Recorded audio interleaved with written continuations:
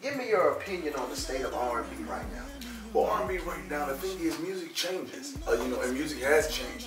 And what's hot changes. You know, I mean, we can say as much as we want how much we love Stevie Wonder, Patti LaBelle, and people like that, but that music is just different now. Love songs like that is just not what's as popular. I don't think it is still amazing. It is no less amazing than it was when it was, you know, the most amazing music on the radio. Right. When Joe and All the Things Your Man Won't Do was playing and number one or whatever number that it was so hot you couldn't even, when I play it, it is just as hot. But right now, you know, a lot of the EDM music and the dance music is more popular, but the state of it is, it's just music changes. The radio changes. What people want to hear changes based on what we feed them, but it is what it is.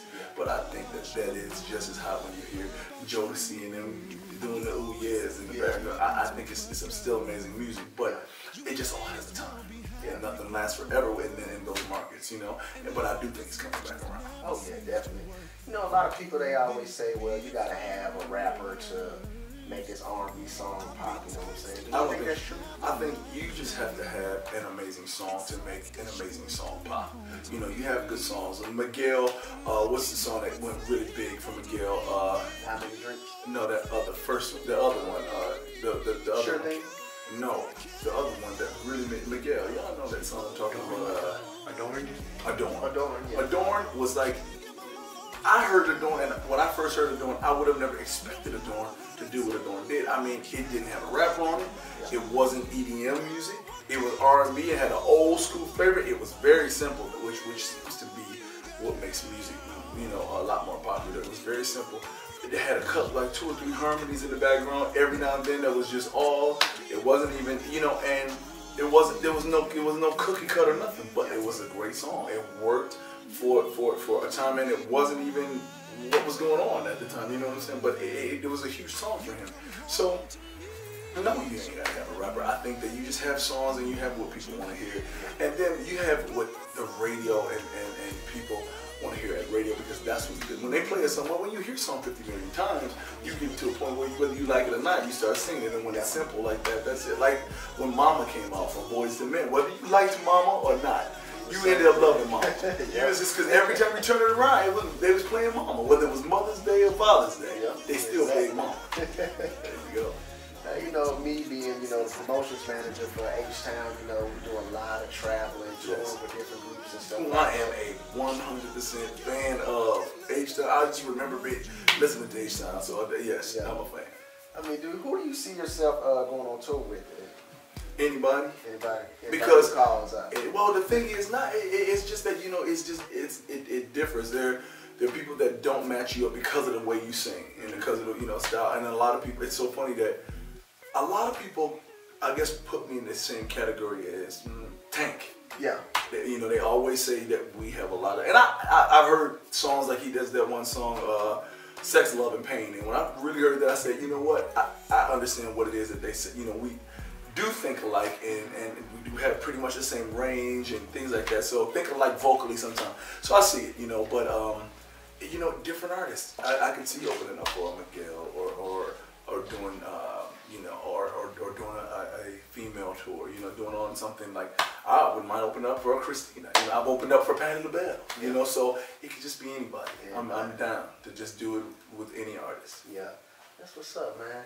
Now, the question I always ask myself is, I always tell my wife, I'm always searching for R&B because I love it so much, and I always tell myself, I haven't heard the best R&B song yet. So, from your perspective, what is the best R&B song that you've heard throughout your life? There are many R&B songs that I can say. I can't say the best because I can start with As We Lay by Shirley Murdoch. I mean, the way that song made me feel when I heard it, and I was like, I could have been 8 years old, but I knew it was a couple, the writing, coupled with the way she sang it, just the delivery. Like, how can you say that versus If Only You Knew by Patti LaBelle? You know, or I Never Dreamed You'd Leave in Summer by Stevie Wonder. You know, I mean, or Joe's All the Things Your Man how can I play? They're just such great songs that I can't pinpoint any and say, no, that is probably the best song. Because Stevie Wonder himself, he has at least 30 of the best that are just his. You know, when you can see, it's funny, I was playing Stevie Wonder songs and what is the I Just Called to Say I Love You. Just so simple. Yeah. But such a great song. And then what's the other one that I love so much? About his daughter. Isn't she lovely? Yeah. Isn't she lovely? Amazing song. It's like you can't imagine. Isn't she lovely? And what else? You know, all those songs. Patty the Bell, If Only You Knew, Somebody Loves You, Baby. And you can't, Aretha Franklin. You know, so can't forget Aretha. Dr. Feel Good and Respect It. So there's so many songs, man, that are just amazing. It makes you just love it. I got a lot more research to do myself, you know what I'm saying? So I hear you say you're a 100% H-Town fan, 100%. You know, with my boys, you know, we released 4 albums, you know what I'm saying? We lost, 10, 11 years ago, you know what I'm saying, car accident. Yeah. What would you have to say would be the best H-Town song? Well, first of all, you know, I mean, I'm gonna always go with that. I mean, that's my favorite song by H-Town because to me, I wouldn't say it's their most popular because I don't know all of their songs. But what I loved about them is they gave me what Jodeci gives me. Where it's just, of course, they give you more more sex appeal, but yet at the same time, it was great vocals, you know. And then I enjoyed R&B groups that you just got something from. I mean, there's a lot of others, but when H-Town was out, it was like especially when they first came out during that time, I think that they just gave you something that was different, and it was good vocals too. Cause I was always a vocal guy. Yeah. So when you heard them singing it, you just was like, man, I like this. The swag that they had, along with the good vocals, and that's what like with Jodeci, it's the same thing. It gave me. You heard Casey yelling in the background, and you heard, I love it. How long have you worked? I've been working with H-Town now for 3 years. Okay. Yeah, 3 years. They've been my idols for years. Ever since I was 5, you know, 92, 93, you know what I'm saying? Yeah. You know, I've always been that type of guy, you know, growing up in a single mother home, you know, the only thing I had was really BET. Yeah. You know what I'm saying? That's all we all had. Yeah. We had Video Soul was crashing out when Video Soul and Teen Summit and Teen Summit. I forgot about Teen Summit. We need to try to bring Teen Summit back. I actually sang on Teen Summit just like one of their last episodes. Yeah, really? I remember. Yeah. Man, you know, I can really see you. You know what I'm saying? You know, sticking your hand in there, trying to do something. You know, because a lot of teens nowadays, you know, with social media, so much stuff on social media that's negative. You know what I'm saying? So I really think we need to try to install. Because Teen Summit was good for that. You know, they had a lot of inspirational stuff, and you could have a lot of inspirational artists. And even when artists came on, the way that they could talk to the kids and just, it was interesting too. So it gave them some of what they wanted to hear, and then at the same time, it gave them a lot of what they needed to hear. Yeah, so we're gonna definitely Teen Summit back. I know Deborah Lee got a Twitter page, Instagram, so we're gonna hashtag bring Teen Summit back at Deborah Lee. So it's going down in a major way. So yes. You know, if you had any advice that you would like to give to the kids, what would you give them? Well, like I say, you know, for me, this business is not easy, you know, and you have to not be. You have to have, people say you have to have thick skin. You don't even have to have skin, you have to have armor. And I really mean you have to have armor. And to be honest with you, it's the whole armor of God. At the end of the day, you don't have to worry about, you can't worry about being knocked down. You can't worry about the doors that are closed. You know, sometimes I always say this, there's a blessing behind closed doors. There's some doors that shut in my face, and I was so hurt and devastated. And after I realized later on, I'm so glad that they were closed. Either I wasn't ready for them, because sometimes you will be destroyed. Think about the artists that came out and you don't even know where they are because they were completely, the life killed them. Yeah. I would have been that, you know, if I had some of the things. I've had it at my fingertips that I was able to build a solid, strong foundation, and that's why I can continue to work solidly. You know, there's a lot of artists that are up and down. They worked and they got it and they down, and then there's nothing, and nobody cares or wants to see them again. I can say that I've been able to do that, but to the young people, I definitely want to say, you know, you have one yes from God, it overcomes and overtakes a million no's from people. and it's not even a spiritual cliche thing. It's the truth. You know what it is that you're ready to do.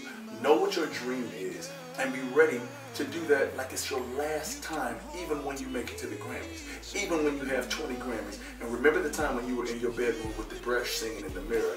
Don't change that. You know, for that one person that I can say it's like that is Beyonce. You know, Beyonce, whether you like her or not, had a focus, had a dream, and she had it in her mind. You can say it was her daddy, whoever even. But that girl knew what she wanted to be. She knew she wanted to be a queen that she is now. So whether you like her or not, it don't even matter. At this point, she doesn't even need to care. And what's so crazy about it is she does. She still has the same work ethic, the mindset. She has, it's a plan, and you can see it unfold, you know. And that's the way you have to be as a young person. You can't just get discouraged because it didn't work out today, or because they booed you, or because you got cut. They got cut on Star Search, but who cares? Because she is the star, and she's the one searching for the stars now. Yeah, that's good. So that's just what it is, you know. That's good. That's good. That's definitely some advice that I needed for myself. So you know, me being in this industry for 10 years, you know, still a baby. You know what I mean? Some people look at that as a long time, but hey, you know, I'm still crawling. You know what I'm saying? So. Great wisdom. I appreciate that. So music, you know, you can get all my music on iTunes. Okay. You can get all my albums on iTunes, from my first album, The Story, Terrell, Carlita's Reign, which I dedicated to my mom who passed away in 2002. I have this Crazy Lunatic Psycho Fool album, which is the album of all the EDM music that I put together, and I think they'll be pleasantly surprised with this album. I get so many people that are like, I never imagined that you would do this type of music, and it was great because I still did what I do. You know, with that type of music. And then I have my Finally album, which to me was just my baby album. I mean, it was my prize album because I was able to do all these songs that I wanted to do in a way that I wanted to do them. I had the money behind it, so I could actually do it and push it the way that I want. You know, it did well. So that was the album when I could put the money behind it. And now then, this is the next album that's after that album, which is called Something in the Water. And this album, it definitely gives you, like, it takes you on a ride. You know, this music takes you on a ride. I have a song called 22nd and 8th Avenue, which you're going to just, every time I play this song for people, they're just like, who would have even thought of that? And then it was, you know, the delivery is great. So, you know, they can find all of my albums on iTunes, or you can go to CD Baby, or you can go to Amazon.com, TuneCore.com. I'm on all of the social sites. You can go to follow me on Instagram, Terrell Music, TERRELL Music. And that's also my Twitter. They can find that. So they find out all what I'm doing, the shows, new music. I also do new songs that are not on my record and just release them as singles, and also give my fans that are just the true fans, I always release things just to them. You know, if they know when they're following me, if you're following me, sometimes you'll be able to get and download free songs. I'll have 3 or 4 days where they can download 4 new songs that nobody else has. You know, so I always love to give back to my fans that, and it's just for free because they've given me so much, you know, throughout the years, and they continue to support me. So. Well, you definitely got a brother and a fan like you. Thank you so much, and likewise, I love the fact that I love what you're doing, man. I love it. That's why I agreed to do this, and I said I want to come on your show and start to develop the relationship, because I see a brother doing this thing, and I appreciate you having me on your show. Yes, 100, man. Also, man, you know, as far as the songwriting, do you do any producing? I don't produce. I'm only lyric and melody. And I actually had, on this project, I ended up doing some production and stuff, but I do lyric and melody. Okay, cool. Yeah. I can't wait to hear it, man. We got to definitely, like I said, get that CD on and popping, man. Yes. Get checked out, you know what I'm saying? So, ladies, y'all make sure you buy my brother's music right now. iTunes, CD Baby, Amazon, Google Play. He's on everything. All of them. Just Google him, Terrell. All of them. They're there. You know what I'm saying? They're all there. So, it's your boy, DJShoeshine. My boy Terrell Carter. That's right. It's another 24-hour hustling exclusive. Don't y'all go anywhere. We got another special announcement coming up. Sage Town for life. One time for Dino. Hey, yo. That's right.